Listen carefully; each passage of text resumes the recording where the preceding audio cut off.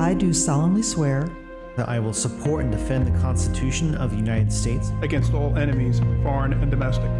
That I will bear true faith and allegiance to the same. That I take this obligation freely, without any mental reservation or purpose of evasion. And that I will well and faithfully discharge the duties of the office on which I am about to enter. So help me God. So help me God. So help me God. Welcome to The Oath. I'm Chuck Rosenberg, and I am honored to be your host for another compelling conversation with a fascinating guest from the world of public service. This week, my guest is Mike Leiter, the former director of the National Counterterrorism Center. Mike grew up in Englewood, New Jersey, a suburb of New York City. His extraordinary and extensive public service career began early in high school when he worked as an emergency medical technician in his hometown. After graduating from Columbia University, Mike served as a naval flight officer before attending Harvard Law School, where he was one of only 4 military veterans in his class. At Harvard, Mike was elected president of the prestigious Harvard Law Review, a job once held by Barack Obama. After clerking on the United States Supreme Court for Justice Stephen Breyer, Mike worked as a federal prosecutor. He left that job when asked to become a key staffer on the Weapons of Mass Destruction Commission, which examined substantial U.S. intelligence community failures in the lead-up to the 2003 invasion of Iraq. Ultimately, under Presidents Bush and Obama, Mike directed the National Counterterrorism Center, the organization responsible for analyzing terrorism threats against the United States and its interests at home and abroad. Mike's insights on the U.S. intelligence community, as someone who studied it on the WMD Commission and as someone who ran a vital part of it, are compelling, timely, important, and intriguing. Mike Leiter, welcome to The Oath. It's great to be here, Chuck. Thanks for having me. Oh, it's a privilege. Mike, where'd you grow up? Tell us a little bit about your childhood and your family. I grew up kind of an upper middle class Jewish kid in northern New Jersey, right across from the George Washington Bridge. Both my parents were New Yorkers, one from Brooklyn, one from the Upper West Side.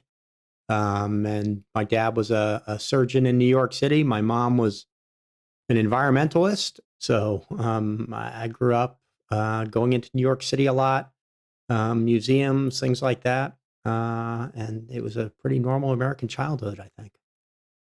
I know you went to the Dwight Englewood School. I even looked it up, Mike, and learned that among the notable alumni, of course you're listed, are former Secretary of State George Shultz and Brooke Shields, the actress.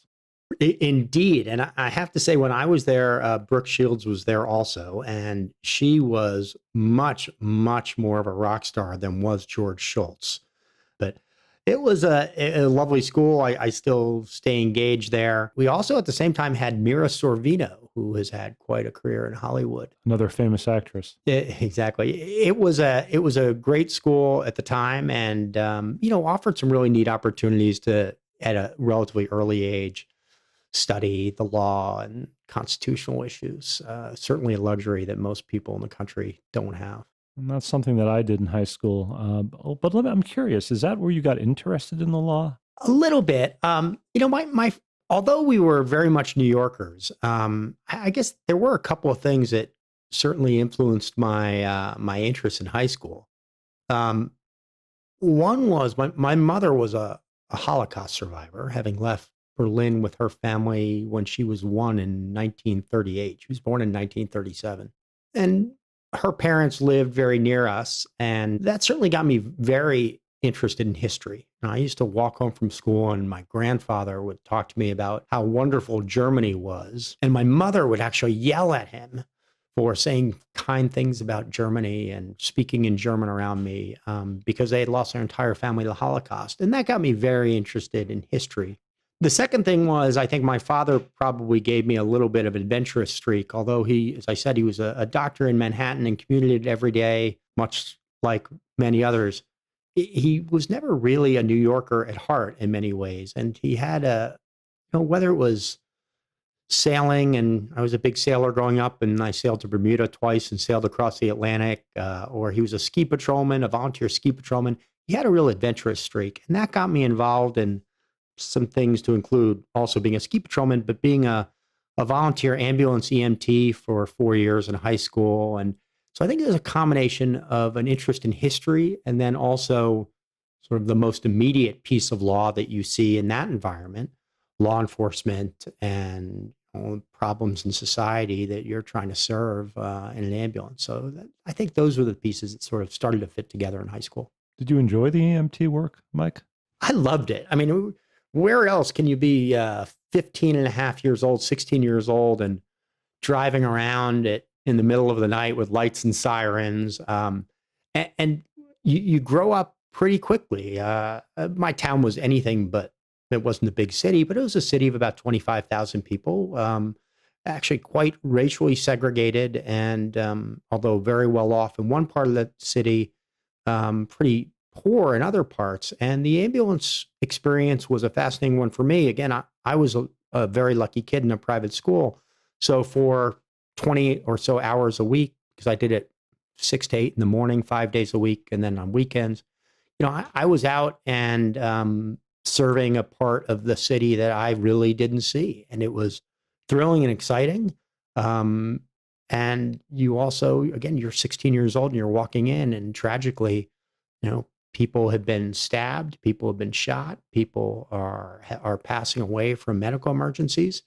I think it's a pretty maturing experience, but it's also, for me, it was a wonderful way to start serving the community that I really enjoyed. What drew you to that? I think nothing so inspirational, Chuck. I think in part it was I wanted to make more money as a lifeguard during the summer. And the ambulance corps in our town was where you got your CPR and first aid training so you could get the lifeguarding job. And I remember finishing up my CPR class, and they said, "So when are you joining the ambulance corps?" And I'm not even sure I knew what they were talking about. But it just seemed like a very, very nice break from my otherwise terribly placid existence. And it turned out to be very influential because I did it not only all through high school, I continued to do it some in college when I was at Columbia in New York City. And even when I was in the Navy, my early years in the Navy, I was a volunteer fireman and EMT in Florida. And it was always a great way to see a side other than the rest of my professional life. As an EMT while at Columbia, were you working in Manhattan or back home in Englewood? It was in Manhattan, and I actually my EMT life in Englewood was much more exciting, and a lot. Again, we had a fair crime problem, and it was, as you recall, the early era of crack cocaine that was really destructive of communities. Along with the response, it was destructive to communities, but it was a busy environment. Columbia was more focused, although it was in Manhattan, on the university. So I spent a lot more time with drunken students. Although even then, during that period in New York City, what is now quite an amazing neighborhood on the Upper West Side, Morningside Heights. At that time, when I got there in 1987 through 1991, New York was really struggling with the crack epidemic and crime and violent crime. In 1988, we had a security guard murdered, shot in the back of the head in the lobby of the journalism building at Columbia. And I was the first one there. And it was a very, very odd juxtaposition with your daily Columbia Ivy League existence that, at 10 o'clock on a Wednesday night, you were trying to save a security guard's life, which unfortunately we did not. Mike, you graduated from Columbia in 1991 and joined the Navy as a naval flight officer. Did you do that through ROTC or through Officer Candidate School? How did that come about? Chuck, I firmly believe that I have stumbled onto all of my good opportunities. I have to go back a little bit. The summer before I graduated, or the summer before my senior year, I had what I think was one of the great jobs anyone could have as a college student. And I was an intern at the Department of Justice's Office of Special Investigations, which at the time was still hunting down those who were involved in Nazi atrocities in World War II. And I was a history major, and I went down and I did a bunch of historical research, and it was an amazing job. It was removal operations. It was all for violating immigration laws, but it was absolutely fascinating for me, given my family background. It was a really special experience. And even though, if I may interrupt, when you talk about removal operations, you mean former Nazis who had emigrated to the United States and now were being removed from the United States and back to Germany. Exactly. So they were being stripped of their citizenship based on false statements at the time, because post-World War II, they were asked whether or not they were ever members of the Nazi Party. So we were finding these people and stripping them their citizenship, and they were either going back to Germany or other countries. And it was fascinating work, and I just felt very lucky. And simultaneously, I was taking a law school admission test tutoring class. And it suddenly hit me one day studying that there was no way in heck that I wanted to go right to law school and do this. I felt like I had one of the best jobs I could ever have as a budding lawyer. And I didn't want to do it at age 22, and I didn't want to go to law school right away.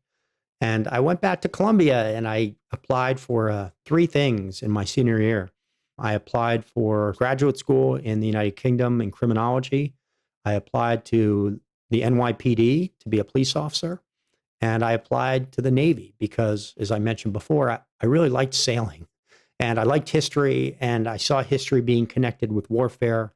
And the Navy seemed like a fabulous opportunity. So it was not through ROTC. It was really accidental. And I showed up at the World Trade Center where the recruiting office was. And he gave me a test and he said, "What do you want to do in the Navy?" And I said, "I guess I want to drive ships."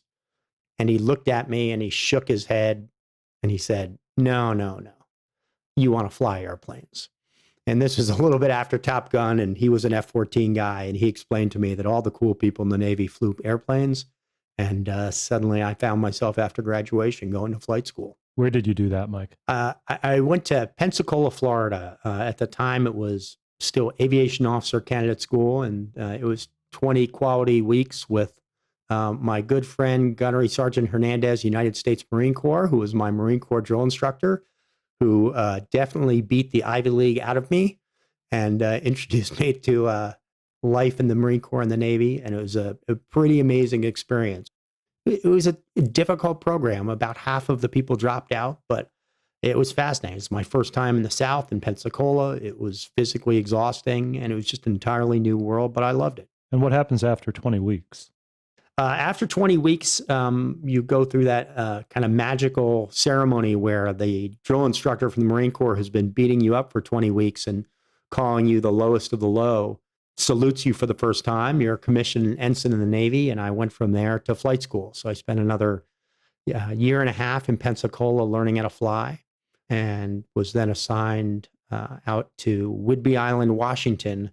So after a quick tour through San Diego for prisoner of war school, also known as Survive, Evade, Resist, Escape, I headed out to Whidbey Island to fly the EA-6B Prowler, which is a carrier-based electronic attack jet. An electronic warfare aircraft, one that is capable of jamming enemy radar and picking up intelligence about missile defense and airplane defense systems. Is that right? It's exactly right. All of air defense is kind of built around the ability of the enemy to see you and know where you are and know where you're going. And then communicate that to the weapon systems to fire. And the EA-6B's job was to go in with the fighters and the attack planes and make sure that the bad guys couldn't see you. So we both jammed those radar systems and shot missiles at them if they were threatening our guys. So it was I found it really interesting and attractive because it required a little bit of perspective on how everything came together and what we, the good guys, were trying to do and how the bad guys were going to try to stop us. So I loved it. Was the recruiter at the World Trade Center right? He was right. Of course, the cool guys flew and the other guys drove ships. I stumbled into something which really did fit my personality at the time. It had a piece of history and perspective. It had a huge amount of excitement. It got me out of kind of the bubble of New York, New Jersey, which is a great place, but I wanted to see a lot more of the world. And it also it gave me an opportunity to play a tiny piece, but kind of see history in the making up front. I spent 2 deployments splitting between the Arabian Gulf and flying over Iraq for the no-fly zone, as well as in the former Yugoslavia and Bosnia, and especially in Bosnia at a time when there were some real atrocities occurring in almost every direction, but especially targeting Bosnian Muslims. It was not difficult at all to draw parallels to, what my mother's own family had gone through some 45 years earlier in Germany. Again, different circumstances, but it felt much, much more direct to me than what I had been doing when I was at the Department of Justice. And I think when I was 25 years old, that's exactly what I wanted to be doing. While you were flying for the Navy, did you still have law school in the back of your mind? Had you toyed with the idea of staying in the Navy and making it a career? I think I still had law school in the back of my mind. And maybe after my second deployment at sea for 6 months, I really had law school in my mind. I loved the Navy, and it seemed like a fantastic thing to do when I was young. But I looked ahead of me, and there were some people who had done some tremendous things. I think, if I'd gone in today, post 9/11, Chuck, I think it would have been more likely that I would have stayed in because it felt a little bit more integrated with society. I was in from 1991 until 1997 in a pre 9/11 era where, I would come home from deployments and I had a friend ask me, so this Navy thing, is it full time? There was just this complete disconnect between the country and the military. And I felt really, really removed from everything else that was going on in society. So I think after about 3 or 4 years in the military, I did crave to be more integrated into everything else. So I don't think I thought too hard about staying in. And I was lucky enough, of course, to come back around and do a lot more with the military. But at the time, I was pretty excited about doing something new. And I was excited about going back to school in a way that probably hadn't taken school so seriously before that. So why Harvard Law School, Mike, other than that they accepted you? Why Harvard? I really did want to get back to the Northeast after I loved the West Coast. I thought I would end up back in Washington State and Seattle when I was done. I didn't, but I missed the East Coast a little bit. And Harvard offered me something that was hard to find. It was in a city that I wanted to be, but it was also a big community. And I knew I was going to be significantly older than most of the law students. And I was worried if I was at a small place, there would just be that many fewer people who had a little bit of life experience. And ultimately, I know there is absolutely no better place for me to go.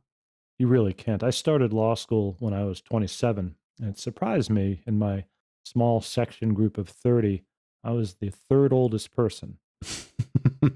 Yeah, I think I was not the oldest, but I was certainly in the top 5%.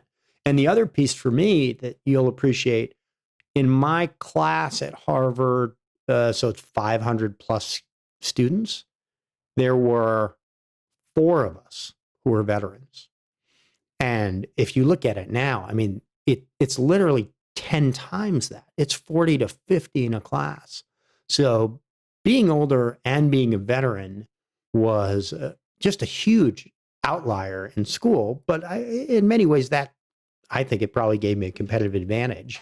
But it was odd simply being there with 22-year-olds who had gone straight through from college. It was a really different life experience. Well, you did well there, Mike. And if I can brag on your behalf, you were elected as the 113th president of the Harvard Law Review, a very prestigious job at a very prestigious law school. So, and don't take this the wrong way, how did that happen?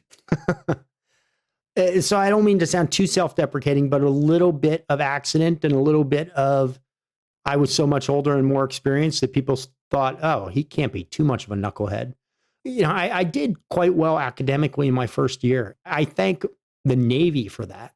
I had a real job for 6 years, and I came to law school and I treated law school like a job. And I'd get up in the morning and I'd exercise and then I'd go study and then I'd go to my class and I'd study at the end of the day, and that would be it. And I think for people who had gone straight through from college, that was much harder to keep up. So I performed very well academically in my first year, not that I expected to, which got me on law review. There were so many brilliant people there. There are many, many people there who are much, much smarter than I am. And I don't mean that to be self-deprecating. Some really brilliant colleagues on the law review and beyond the law review. But I do think I approached law school and law review with a healthy attitude towards what was important and maybe what was not quite as important.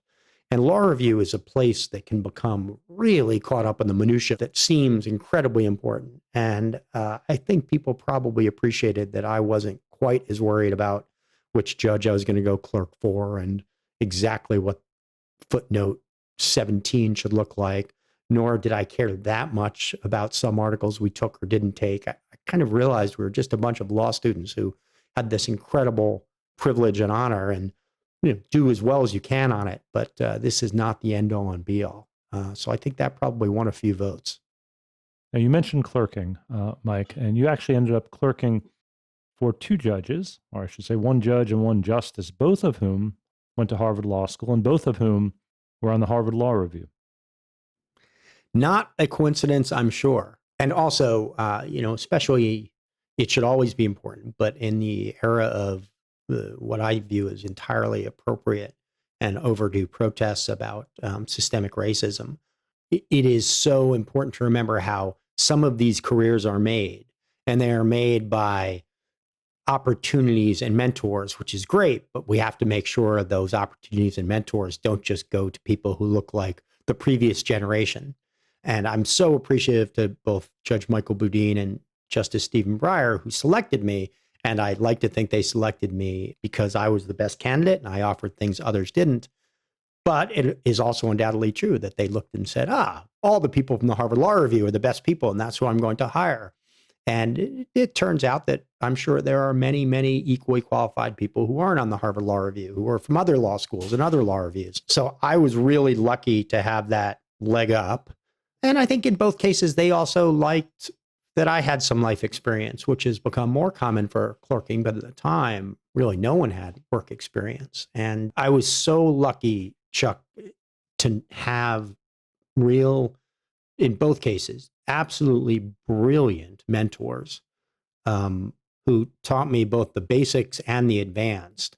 And I'm a completely different person than they are, but I have such untold respect for both of them for being amazing epitomes of the best of the federal judiciary. Michael Boudin, the judge for whom you first clerked, was on the First Circuit Court of Appeals, and then, of course, Stephen Breyer, an Associate Justice of the Supreme Court, the person for whom you clerked second. Do both remain friends and mentors? They do. I stay in touch with both. I often repeat to my associates some of the lessons that they both taught me. For example, I walked in, Judge Boudin asked me to come in after I draft first opinion for him. And I'm sure I walked in thinking, he loved it. It was fantastic. And he turned to me and he said, Mike, let's start with what the law actually says. And I realized that he just went back to basics in a way that it was so easy to get caught up and be a pretentious post-Harvard Law Review president and forget. So they have both been invaluable in teaching me both how to be a lawyer, but how to also think about broader policy issues. Justice Breyer and I keep up. He's continued to inspire me in how he's approached the law, but how he also thinks more broadly about very, very difficult public policy issues. And that's obviously his background coming from the Senate, working for Senator Kennedy. I just think that clerking is a great honor and such a fantastic experience for young lawyers. Justice Breyer has such an interesting perspective on the role of the court, not just in the law, but in international norms and in sort of establishing process and priority. Yeah. Both of the judges, Justice Breyer and Judge Boudin, were amazing because we draft things for them. And what we'd get back as clerks, I used to joke, or I still joke, I guess, that when I gave something to Justice Breyer, I knew I would get 2 words of the opinion right, and I hoped to get 3, because every opinion starts with Justice Breyer, and I always hoped to at least know where he was going to land. But every other word, despite the fact that we worked hours and hours on it, every other word was written by both judges. And the amount of time that they spent digging into both high-profile issues, but also the arcane issues that no one thinks about statutory interpretation. I often tell people when they visit Washington, please, if you have any doubts about how the U.S. government works, go and watch a Supreme Court argument. Because nowhere else do you have 9 very smart people not getting caught up in the headlines of the day, not getting caught up in all the politics and partisanship, but really just struggling with legitimately difficult challenges. And I was so happy to see that and really to play a tiny, tiny role in it. Does the Supreme Court strike you as a collegial place, not just for clerks, but for the justices, regardless of which president appointed them, or in your case, which justice hired you? I showed up at what I think was probably one of the least collegial moments in recent Supreme Court history, which was the term after Bush v. Gore. Remind us what Bush v. Gore was. The presidential election in 2000 was extremely tight. It was ultimately coming down to counting votes in Florida. There were a series of major judicial challenges regarding which ballots should be counted and hanging chads and which were legitimate votes and for whom. And again, it came down to just a few hundred votes. And as the vote recount was occurring, ultimately the parties appealed to the Supreme Court. And the Supreme Court at that point, now in 2001, put a halt to the recount in Florida, which the result of that was the election of George W. Bush as president. So as a clerk for Justice Breyer, beginning in 2001, we had a very, very eventful year. And the first event was simply showing up post Bush v. Gore. And fundamentally, the conservative clerks and the liberal clerks were barely speaking to each other. They sat on different sides of the cafeteria. They stopped doing happy hours that are traditional on Thursday evenings amongst clerks. And this isn't a big bunch. This is 35 people. And, you've split between two camps. And we arrived as a new clerkship class, and we sort of swore to ourselves that we would not let that happen. That even if we knew we would come out on different sides of different issues, that we wouldn't allow that splintering to happen. And I'm very, very happy to say we didn't. And our clerkship year was amazingly collegial. And we continue every 5 years to have not just reunions with Justice Breyer, but every 5 years, our year of clerks, appointed by Republicans and Democrats, we still get together. And I have clerks. One of our co-clerks is Naomi Rao, who is now on the D.C. Court of Appeals. I have other co-clerks who were appointed by President Obama as judges on the federal bench. And I think we have all taken joy in seeing our group succeed. And I think we viewed that independent of any partisan lens. And at least when we were there, I think the justices were amazingly collegial. And, Justice Breyer, I said this at a reunion recently for him, nothing inspired me more about Justice Breyer than his optimism. And he would come back often being on the dissenting side of a 5-4 opinion, and us clerks would get cranky and say, "Oh God, why did it come out this way?" And Justice Breyer would never miss a beat. Say, "It's okay. Next time we have to convince them." And he never lost his optimism to try to convince the other side that we had the better of the argument. Again, even in a very political time, I think there was a real effort by all sides to make sure that the court did not become a politicized place. Mike, when you left the court, you actually became a federal prosecutor in the Eastern District of Virginia. You did that for 3.5, 4 years. Did you enjoy that work? I enjoyed it, but I never had remotely the success or acumen that you did, Chuck. And I say that quite seriously. I was a young prosecutor. It was immediately after 9/11. I was at the Supreme Court on 9/11, and that was an experience. But I didn't want to go work at a law firm at the time. I didn't care about a clerkship bonus. I really wanted to get into public service, and I wanted to be a lawyer. And I wanted to be a prosecutor for quite some time. So I really liked being in AUSA. If for no other reason, day one of the job, I had an office, and everybody from the organized crime and drug unit that I was in came and gave me about 5 of their worst cases that they didn't want to deal with anymore. They dumped them on my desk. They said, "Have fun being an assistant U.S. attorney." I mean, if it makes you feel any better, Mike, my first year was much like that, but it was a job I grew to love. Yeah. Well, you did it so much longer than I did. And I think in many ways, I wish I had done it longer, because at best I became a decent apprentice. And I think I was all right at working with agents to run an investigation. That came a little bit more naturally, but I had never been in a courtroom before. And you're suddenly standing in front of a federal judge and you're making an argument. And I remember my first trial with a mentor of mine who, Jim Trump. Jim was my supervisor, and he sat next to me at my first trial. And I learned evidence because Jim kept kicking me under the table and whispering, object. And I never really understood it when I got taught evidence at Harvard Law School by a visiting Yale law professor who I'm quite sure had never been in a courtroom either.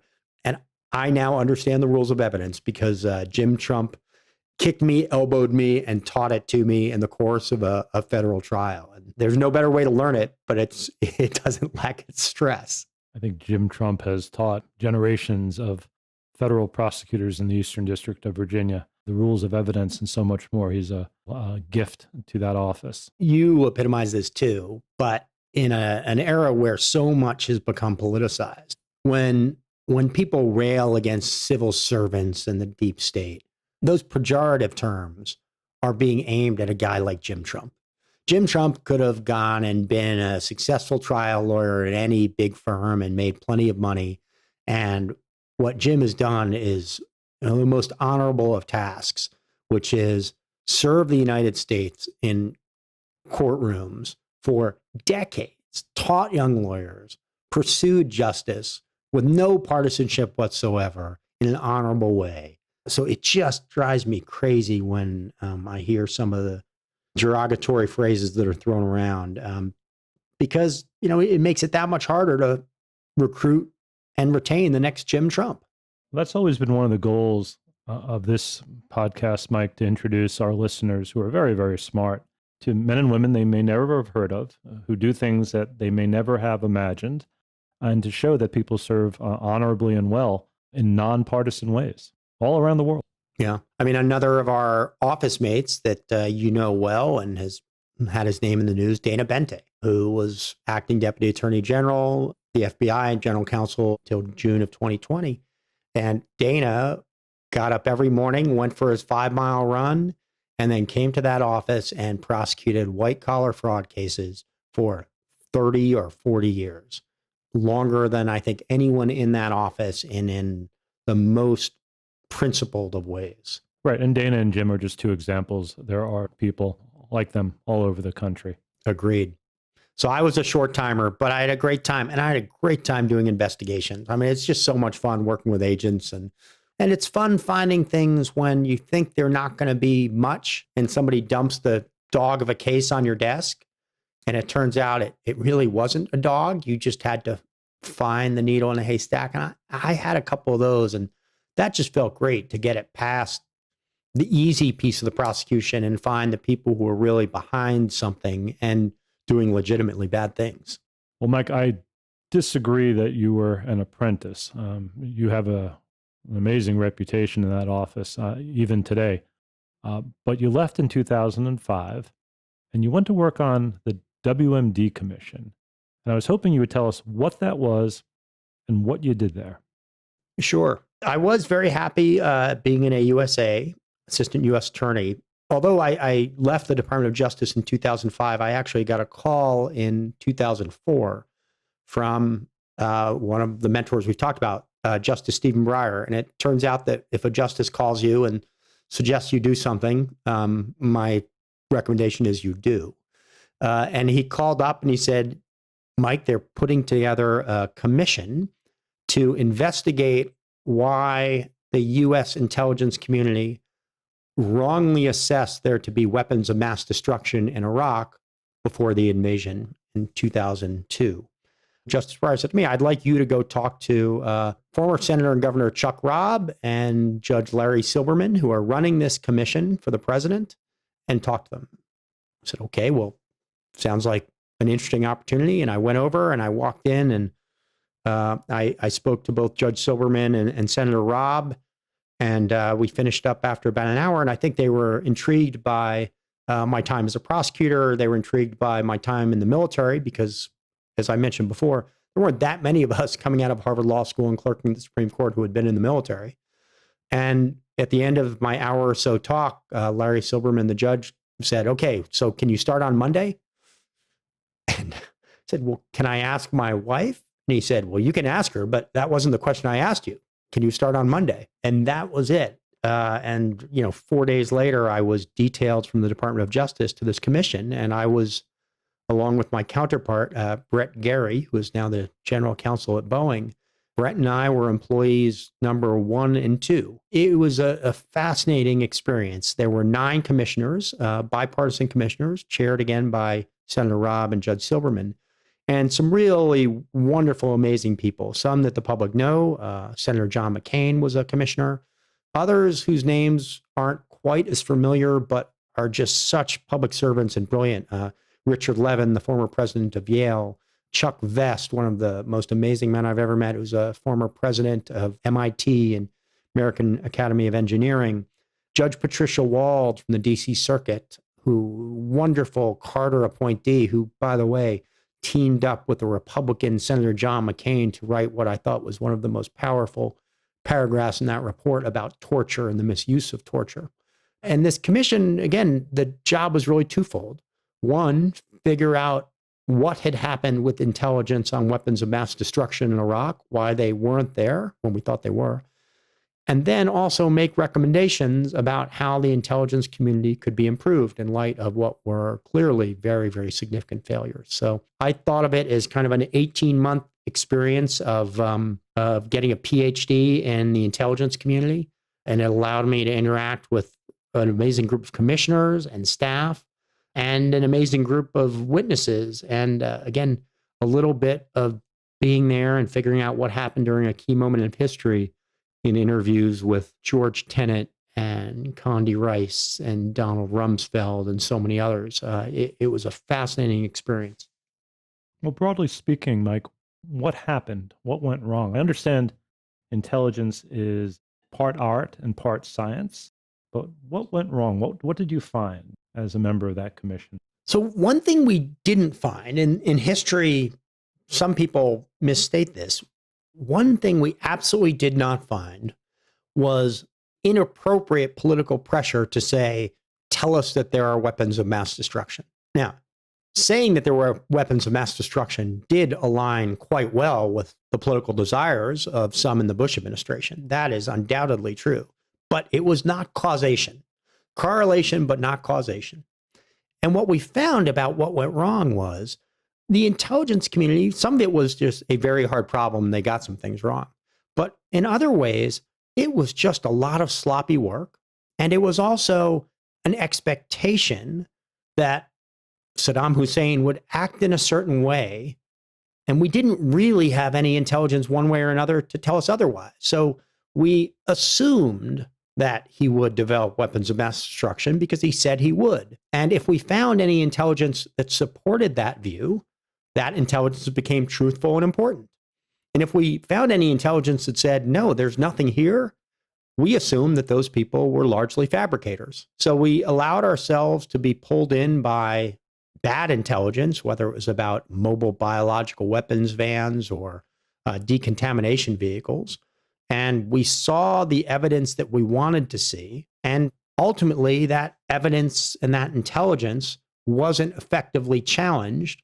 And in part, it was not challenged because it fit, again, a pre-existing desire from some in the political realm. So the performance was really bad. The intelligence community was quite scattered. It was not well coordinated. But that is very, very different from nefariously conspiring to lie about weapons of mass destruction. And that is not something that we found in the least. In a recent Washington Post editorial, Mike, you wrote with 2 colleagues that intelligence, by definition, is almost always imperfect and in countless ways.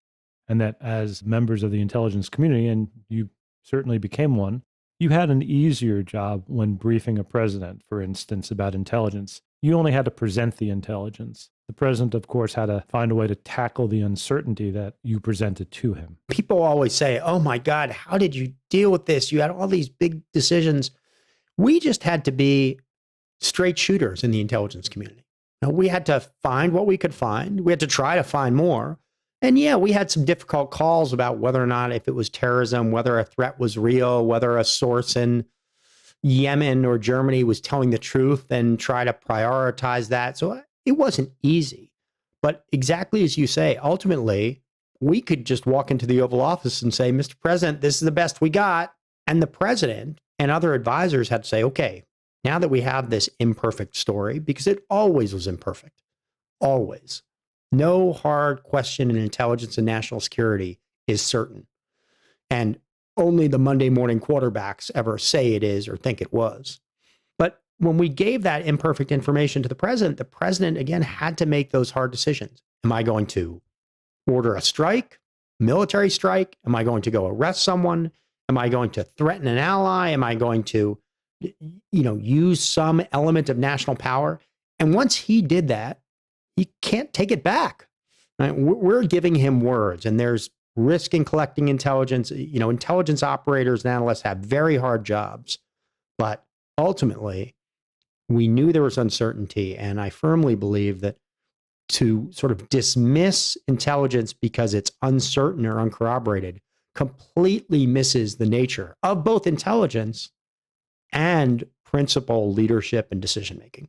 Say a bit more, because I thought your article was a terrific one. I will make sure we have a link to it in our show notes so our listeners can find it and read it.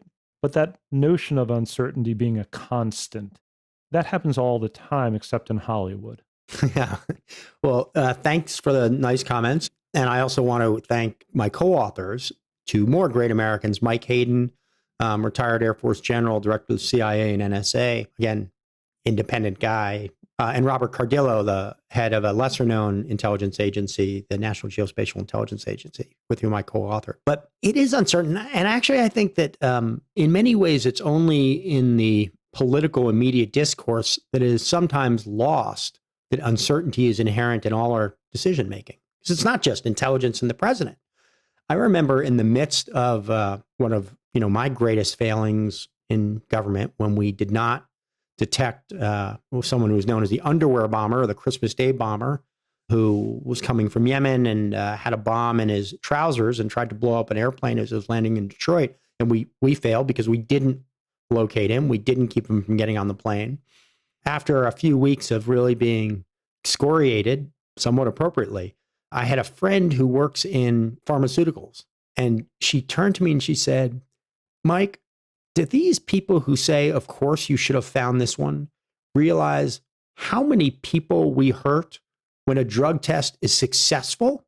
There's no certainty in intelligence. There's no certainty in science. There's no certainty in business. And the reason that leadership exists is not to wait until they have the perfect picture and then make a decision for economic interests or health or for national security.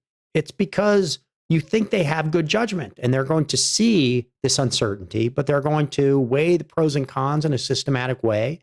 And it's not just they use their gut, so they use their intellect and then combining that with their instincts to make the best decisions. So I find it, again, deeply misunderstanding of any sort of major decision to not appreciate that uncertainty is inherent.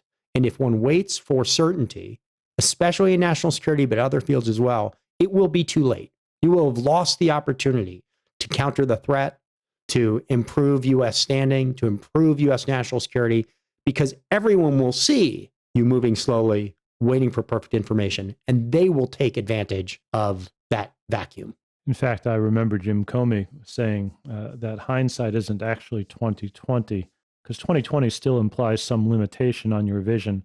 Hindsight is actually perfect, and we don't have the benefit of that when we're making decisions with uncertain information. It's so right. That whole phrase that came out of 9/11, connect the dots. We have to connect the dots, which is, of course, true, and it's a good offhanded way of describing the intelligence function. But what it misses is you can connect the dots in 1,000 different ways. You don't know what the ultimate picture is that you're trying to draw until after the fact. And, if there was one thing that I pray and beg leaders in government, especially the Congress, to continue to pursue, is, of course, we have to have oversight. Of course, we have to improve after both successes and failures in every field in government. That's lessons learned. That's improving the system. But that doesn't necessarily translate. It doesn't need to translate to Monday morning quarterbacking and loathsome criticism and personal attacks that, of course, you should have known, or of course you were motivated by political interests. We can't start with our conclusion and then align the facts after an incident to match those conclusions. That's deeply dishonest, and I think it's deeply destructive of the spirit of true public service. But Mike, the faulty intelligence regarding weapons of mass destruction in Iraq, you had described as sloppy, which is different than uncertain. Can you make that distinction? I think you can. There's no doubt that the intelligence was uncertain, but also in some ways quite sloppy. I'll give you two quick examples. At the time, it was very famous. We looked at aluminum tubes that were, in theory, being used for centrifuges to enrich uranium by the Iraqis. And the Iraqis were buying these very, very high performance, quite expensive aluminum tubes. And the U.S. intelligence community, some of it at least, concluded that there's no way they would spend this much money on this silly aluminum unless they were using it to enrich uranium for a nuclear device. It turned out to be completely false.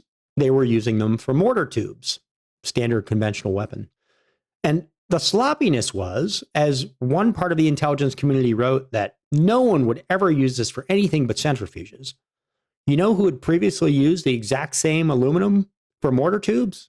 The United States of America. We had done the exact same thing, but these analysts who were looking at it weren't connected with the analysts who actually understood how this aluminum was previously used. To me, that is a combination of sloppiness and a breakdown in the system and the coordination among organizations. So, yes, it was uncertain, but we, in fact, in that case, made it more certain than it actually was. We concluded with certainty that this is what they meant when we should have gone in with uncertainty about what the intelligence showed.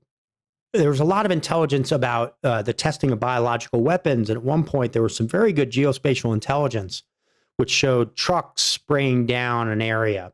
And the intelligence community concluded that this was not only decontamination vehicles, but also that the frequency of them doing this decontamination was increasing, roughly doubling. And that was a sign that Saddam Hussein was increasing biological weapons testing and development. And it sort of hit me during the meeting as they said, yes, we saw roughly a twofold increase. We had just been talking about how the president had rightfully ordered, and the director of the CIA at the time had ordered more collection on these issues because these were national priorities, figure out about weapons of mass destruction. So I sort of raised my hand from the back and said, so you said you saw about a twofold increase. Do you have any idea how often the satellite was going overhead and taking pictures of this site? And everyone got kind of quiet. And of course, they came back later and said, yes, during that same period, we were increasing collection by roughly 2. So that was just sloppy. We weren't increasing the number of trucks that were doing decontamination. We were just taking more pictures. So we saw it more often. And by the way, it also turned out that they weren't doing decontamination. These were just water trucks, and they were spraying down the dirt and sand during a period where otherwise it would produce sandstorms. So I don't mean to aim at any one individual. I don't think generally these are failings of an individual.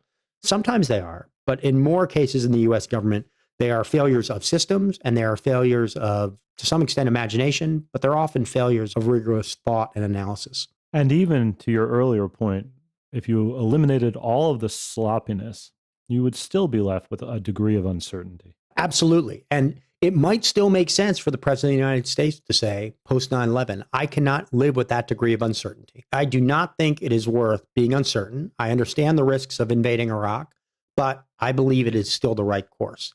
And that's why the president ultimately is the president. That's why he's an elected official. That isn't a decision that the intelligence community should make. It's not a decision that the Secretary of Defense should make. It's a decision that a president has to sit there, deliberate, you hope do it in a thoughtful, meaningful way, and make that decision. And then you have to live with the consequences as a country.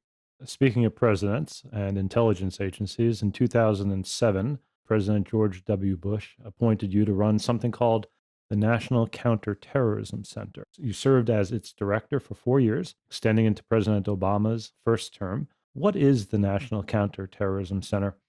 Post 9/11, there were a number of developments in government around Homeland Security and terrorism. The one that people know most of all is, of course, the creation of the Department of Homeland Security and TSA at airports and Customs and Border Protection and all those pieces. And the idea behind the NCTC was pre-9/11, the CIA looked at foreign intelligence, the FBI looked at domestic intelligence, The Department of Defense looked at military intelligence, and nowhere in the US government did all of that intelligence come together on topics of terrorism. So one group of people could see it all. They could understand that if they saw something in Yemen, it might relate to something in Philadelphia. And if someone tried to travel from Asia to the United States, there was no one who coordinated the watch list to make sure all of that was well coordinated. And that was clearly one of the failings behind the 9/11 attack. So the National Counterterrorism Center, NCTC, was designed to fix that. So I was very lucky to run it. When I finished up, it was about 1,200 officers. And one of the great things about the organization was that it had officers from everywhere. I had CIA officers, officers from the National Security Agency, from the FBI, from Homeland Security, from every military service, from special forces. I had a fireman from Seattle. I had police officers from Chicago and Boston and New York. And all of those people came together and sat side by side. And along with them, all of the information from their agencies came together side by side. So in fact, we could, when we saw a threat from Pakistan, figure out, was there some connection to a plot here in the United States? And like any organization in government, it had its shortcomings. But I think overall, it has been viewed, especially in those years sort of immediately after 9/11 through, the death of bin Laden, as one of the really most successful developments in bringing people together to serve a common mission. And the last piece I'll say, Chuck, is the public doesn't realize how little in the US government is actually organized around a mission. And what I mean by that, a mission is counterterrorism. Most of the government is organized around a department or an agency and their functions. And that might be Health and Human Services, it might be the Department of Justice, but you do all sorts of things at the Department of Justice. You do antitrust and criminal prosecutions and civil rights. And the National Counterterrorism Center is really one of the very, very few examples which is designed around a very singular mission. And I think we proved that in certain cases that works especially well. When you bring together all these disparate agencies, a firefighter from Seattle and a police officer from Chicago sitting next to the NSA and the FBI and the CIA, how easily and how eagerly do they share information with one another? It usually takes a little bit of time, and they often look at each other either with deep distrust, which we often saw between the CIA and the FBI, or just quizzical confusion. Why do I have a firefighter from Seattle here? And then inevitably, as they start to work together, and they would usually be with us for somewhere between 1 and 3 years, as they start to work together, they start to feed off of that different perspective. And suddenly, the people who are writing very professional, polished, analytic products that are going to the president and the PDB about explosives, when the firefighter from Seattle says, well, that's interesting, but if I walked into a house, I'd have no idea what I should even be looking for to know about how you make this bomb. They suddenly see this opportunity to inform a whole nother population who's involved in this all elements of power fight against terrorism. And they have insights that are fantastic. A small example of this, when I arrived at the National Counterterrorism Center, every Friday, my predecessor, a great man, Vice Admiral Scott Redd, he used to do the most sensitive intelligence on Friday afternoons. And there would be about 5 of us in the room. The 2 of us, our head of intelligence, and then 2 officers from CIA who would tell us the most secrets the CIA had on terrorism. And that was really useful. But more and more I realized I was just getting one small pinprick of the view. By the time I left, every Friday afternoon, we would do the director's brief on threats and issues. And it grew to a group of about, I think the most we ever had in the room was 82 people. And we didn't talk about the most sensitive stuff, but we talked about all the cases we were tracking that we thought were most important. And one of the things I really encouraged was, even if you're not working on this, I want you to listen. And at the end, I'm going to say, does anybody have any ideas? Should we be doing more things? What do you think's actually happening? And without fail, every day, somebody who had nothing to do with that matter before said something that made everyone go, huh, that's a good idea. And NCTC, we tried to embody that, realizing that, of course, people have specialties, but those specialties can be applied even more effectively if you have a few different perspectives. It was a great, fun experience to get to help build something new in government and shape it, because it's not something, as you know, it's not something we do all that often in government. We normally have what we have, and you're stuck with what you've got. That cross-pollination you describe is so important to the health of an organization, but it's also difficult, particularly in hierarchical organizations, vertical organizations, to get people to speak up. How did you do that? So I certainly agree. And even within the intelligence community, we would see that. There were certain organizations that were less hierarchical. Frankly, the CIA is not a very hierarchical organization, and they were quite used to saying to the director, first of all, they called the director usually by his first name. They'd say, no, Mike, that's a bad idea. And often military intelligence organizations were much more hierarchical and sometimes did not challenge leadership. The way I tried to do it, in a way, it was easy for me, Chuck, because I came in and back then, I was still sort of a young buck. I started running NCTC in 2007, so I was 38 years old. So every one of my deputies was at least 10 or 15 years older than I was, if not more. And I embraced that. I said, guys, I know less than you do. I might be good at certain things. You're better at certain things than I am. But we're going to work through this together, and we're going to try to figure it out together. And I had a strong view, and I tried to express it, that there are people who can contribute no matter what. And I tried to do it with humor. I was a poor government bureaucrat. So the only thing I could do is I tried to insert a little humor to keep people involved. So during those 80-person briefings, every week I would give out a $20 movie gift card to the person who was able to weave into their brief the best quote from a movie. You know, when you've got a bunch of 25 to 45-year-olds who are spending their days trying to identify the people in the world who are seeking to kill Americans, that's a heavy burden. So a little bit of levity to get people not to have fun. There's nothing fun about this, but to appreciate that they're appreciated, I think was great.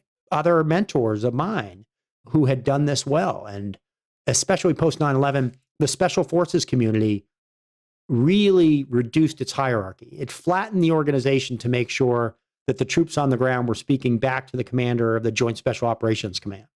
And I saw first Stan McChrystal and then Bill McRaven build that.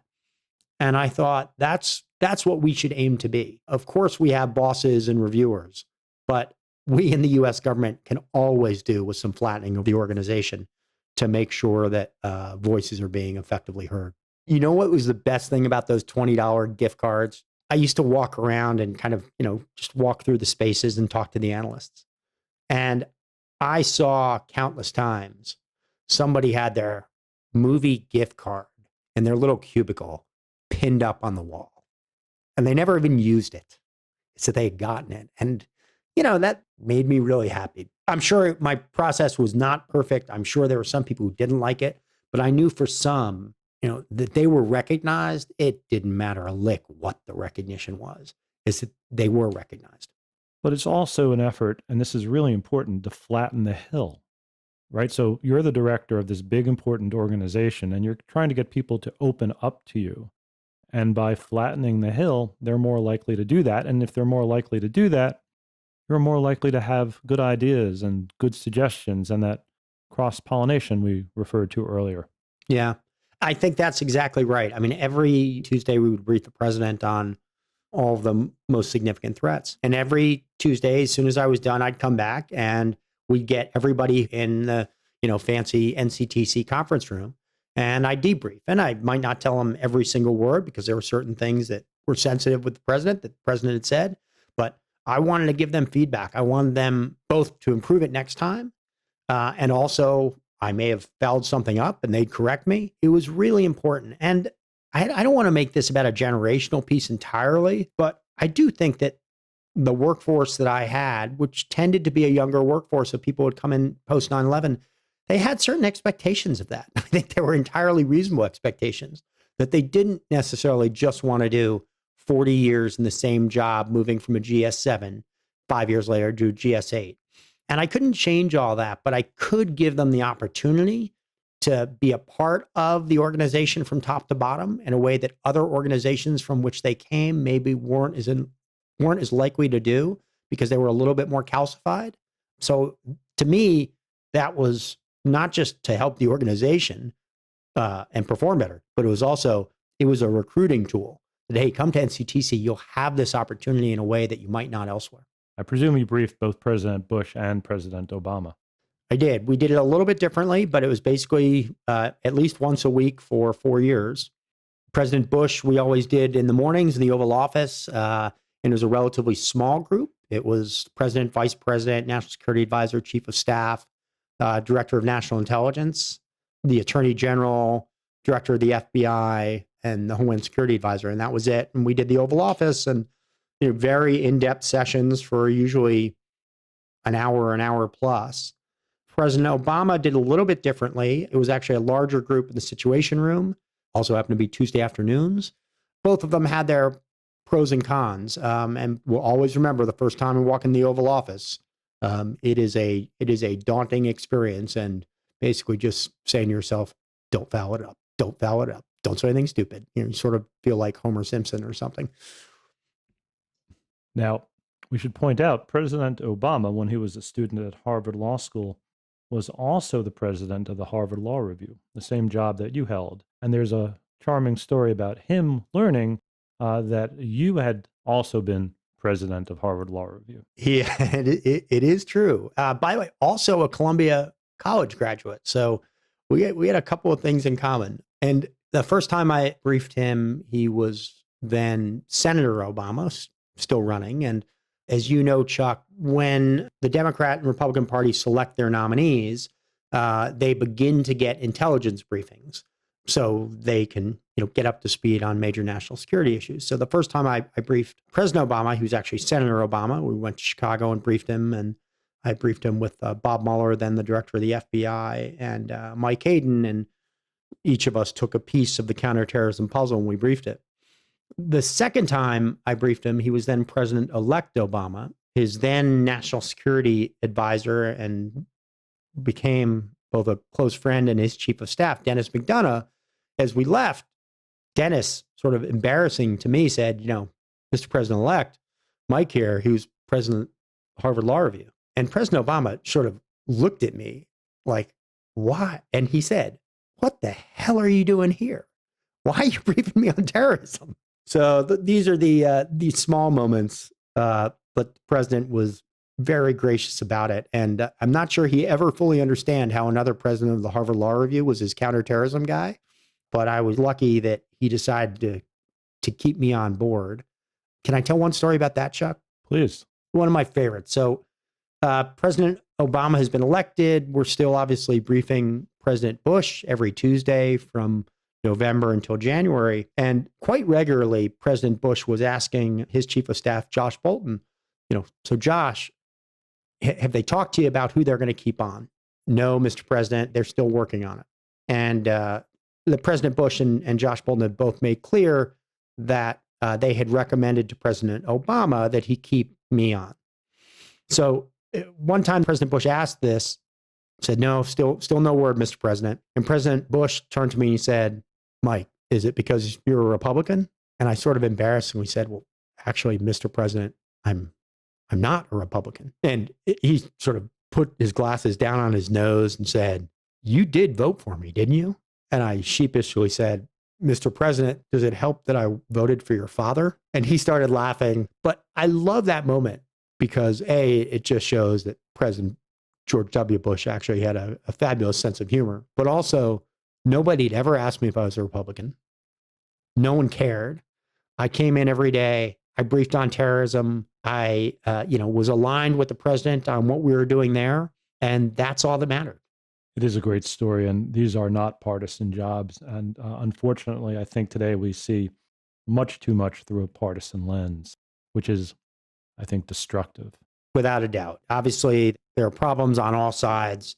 But I think American people, whether it is COVID or threats from terrorism or threats from Russia, none of those parties care about whether it is Democratic or Republican people that they harm, Democratic or Republican ideals that they harm, they are all either passive acts of nature or they are active perpetrations of attacks on American interests.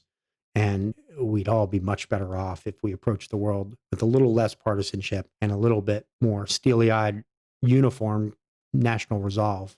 You gave a speech when you were the director of the National Counterterrorism Center and made a lot of really important points. And I want to focus on one, that counterterrorism work requires a great deal of public trust, and that transparency, which is very important, can be at odds with that work.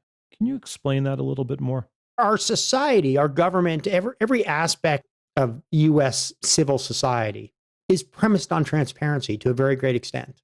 And the whole premise of the Constitution is based on this idea that you will have largely transparency through elections, through the people seeing what decisions their members of Congress or members of the executive branch make, transparency in judicial process. So the people can then make decisions about how they want to be governed. And in basically every part of our government today, there are other requirements for transparency. So if the Department of Transportation, first of all, we have public lawmaking, we have C-SPAN covers it, there's a public record of every statement in Congress, a law is passed, there's public debate. Then the Department of Transportation, for example, passes a regulation. There's what's known as notice and comment, where they release it and people can say, no, this is good, this is bad, and it's adopted. And if people are hurt by it, what do? They sue, they go to a court. Court is open. All the evidence in almost every case is open and public. And if they still don't like that outcome, you can go to Congress and try to get the law changed, and you have public hearings and all of that. And we think of transparency as the great disinfectant to avoid bad choices and corruption and all those pieces. Intelligence and national security throw a real curveball there.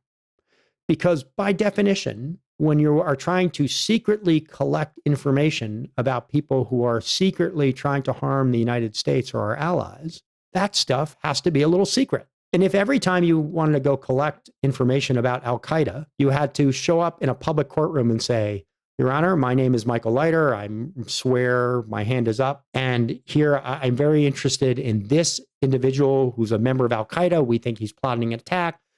It would be pretty darn easy for Al-Qaeda to avoid every effort we had to defend the country. So we know that there has to be a degree of secrecy in these matters.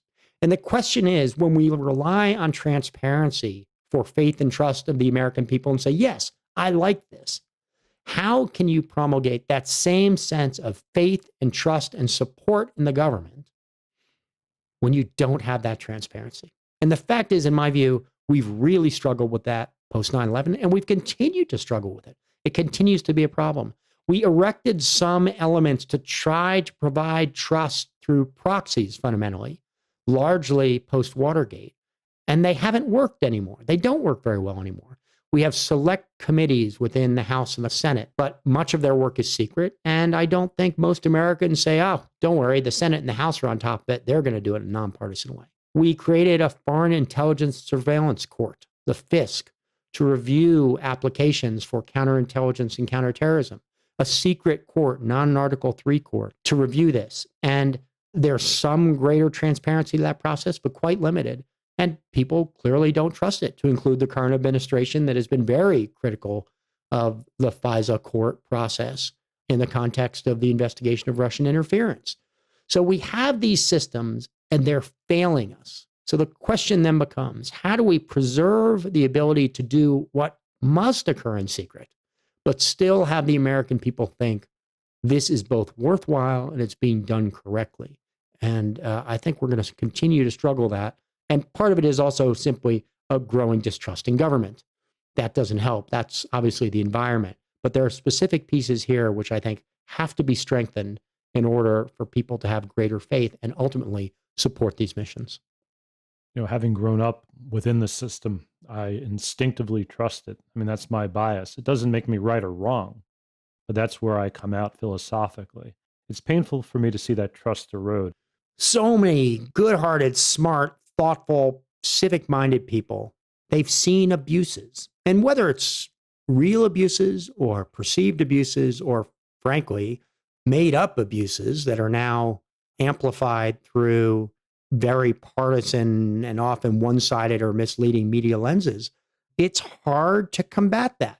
Because, gosh, God, my story about how we have transparency, blah, blah, blah, blah, blah. I mean, that's like bullet number 6 on a PowerPoint slide. It's not the title. And if the title is, they're out to get you and no one can be trusted, boy, that's what gets amplified. That's what grabs people. And it takes a while to explain what are legitimately complex problems and complex systems and how are you going to protect against the abuses and how are you still going to accomplish the mission. It's so much easier for people to fall into the conspiratorial trap. And I'm not saying there's never a conspiracy, but in my experience, in the vast majority of the time, it's not conspiracy. It's incompetence. It's sloppiness. It goes right back to our discussion of weapons of mass destruction in Iraq. Nobody was sitting there saying, let's tell them they've got biological weapons so we can go invade. Were they doing a lot of dumb things that allowed that to happen? Absolutely. And even through that experience, we still haven't really figured out in this country how to maintain security while also promoting the transparency and trust we need to preserve it. Which are not mutually exclusive. You can have both. I absolutely believe you can have both. Now, though, you can't have both if people who are responsible for the systems continue to undermine them and attack them in their own legitimacy.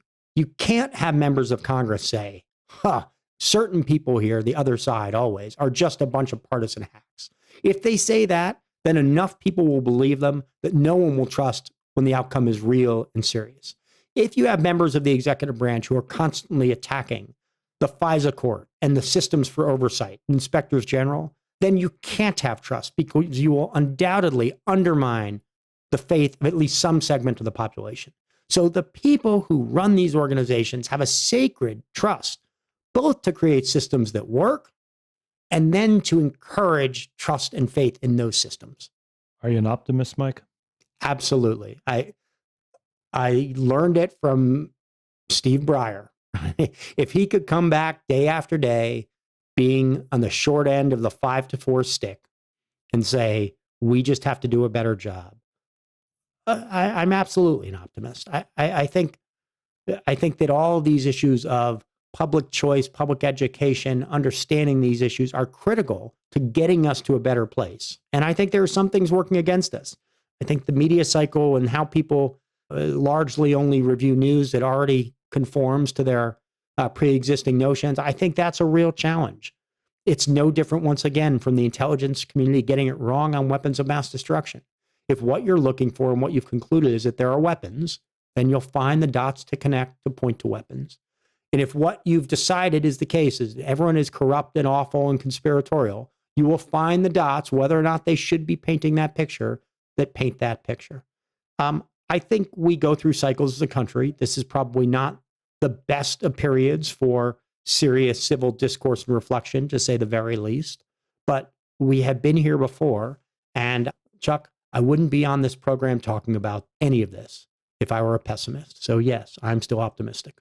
You know, Mike, you've served this country in so many ways as a firefighter, as an EMT, as a naval flight officer, as a clerk on the First Circuit in the Supreme Court, as a federal prosecutor on the WMD Commission, and of course, as the director of the National Counterterrorism Center, always with dignity and integrity and kindness and civility.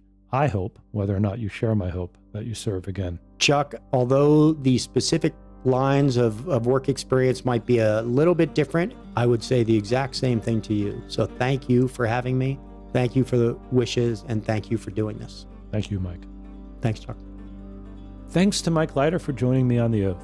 Mike had an extraordinary public service career, from EMT to naval flight officer, from Supreme Court clerk to federal prosecutor, from the Weapons of Mass Destruction Commission to the National Counterterrorism Center. Mike's deep knowledge of the U.S. intelligence community and its work, its successes and its failures, are fascinating and timely. If you like this episode, please let us know by leaving us a 5-star rating on whatever app you use to listen. and ask your friends to subscribe. We are available on Apple Podcasts, Spotify, TuneIn, and every major listening app, as well as msnbc.com/theoath. If you're listening on a smartphone, tap or swipe over the cover art of the podcast. You'll find the episode notes, including some details you might have missed. If you have any thoughtful criticism, feedback, or questions about this episode or others, please email us at theoathpodcast@gmail.com. That's all one word, theoathpodcast@gmail.com. And though I cannot personally respond to every email, please know that I read each one of them, and I really do appreciate it. The Oath is a production of NBC News and of MSNBC. This podcast was produced by Fannie Co., with Fannie Cohen, Nick Bannon, and Rob Hebert. They're a wonderful team, and I am really lucky to work with them. Olivia Cruiser provided excellent production support as always. Our associate producer is Allison Bailey, and Steve Lichtai is our executive producer. This is The Oath with Chuck Rosenberg. Thank you so very much for listening.